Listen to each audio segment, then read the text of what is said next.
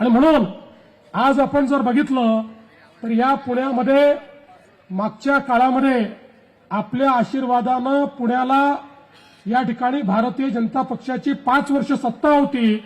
त्या काळामध्ये जवळपास 35,000 कोटी रुपयाचे 220 पेक्षा जास्त प्रकल्प या पुण्यामध्ये आपण केले आणि पुढच्या 5 वर्षामध्ये जनसामान्यांच्या जीवनात परिवर्तन करणारे 44,000 कोटी रुपयाच्या प्रकल्पांचं नियोजन हे आपण या ठिकाणी केलंय, ज्यामध्ये प्रत्येक घरी स्वच्छ पिण्याचं पाणी आलं पाहिजे, सांडपाण्याचा निचरा झाला पाहिजे, घनकचऱ्याचं व्यवस्थापन झालं पाहिजे, सांडपाण्याचा पुनर्वापर झाला पाहिजे, जुन्या भागाचा पुनर्विकास झाला पाहिजे, झोपडपट्टीत राहणाऱ्याला मालकी हक्काचं घर मिळालं पाहिजे, कच्च्या घरात राहणाऱ्याला पक्कं घर मिळालं पाहिजे, ज्यांच्याकडे घरांची मालकी नाही त्यांना घरांची मालकी मिळाली पाहिजे।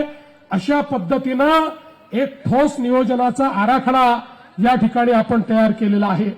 आणि हा सगळा आराखडा तयार करत असताना आपल्याला माहिती आहे मागच्या काळामध्ये शिवाजीनगर ते हिंजवडी मेट्रोचं काम आपण सुरू केलं।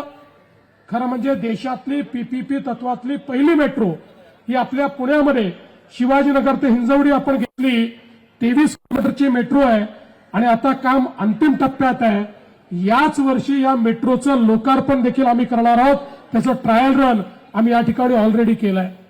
शिवाजीनगरचा विचार केला तर या ठिकाणी आपल्याला इंटिग्रेटेड अशा प्रकारचं एक मेट्रो बस स्टँड असा एक इंटिग्रेटेड मल्टी मॉडेल प्रोजेक्ट तयार करायचा आहे। खरं म्हणजे आम्ही पूर्वीच तो प्रोजेक्ट हातामध्ये घेतला होता, पण दुर्दैवाने मध्ये उद्धव ठाकरेंचं सरकार आल्यानंतर त्याला स्थगिती मिळाली, पण आता त्याला पुन्हा आपण मान्यता दिली आहे आणि पुढच्या काळामध्ये एक अतिशय चांगला मल्टी मॉडेल हब म्हणून बस स्टेशन असेल, मेट्रो स्टेशन असेल, सगळ्या प्रकारची कनेक्टिव्हिटी असेल, अशा पद्धतीनं हे काम देखील आपण या ठिकाणी करायचं आहे आणि त्यातनं या शिवाजीनगरच्या भागाचं एक चित्र हे बदललेलं आपल्याला दिसेल।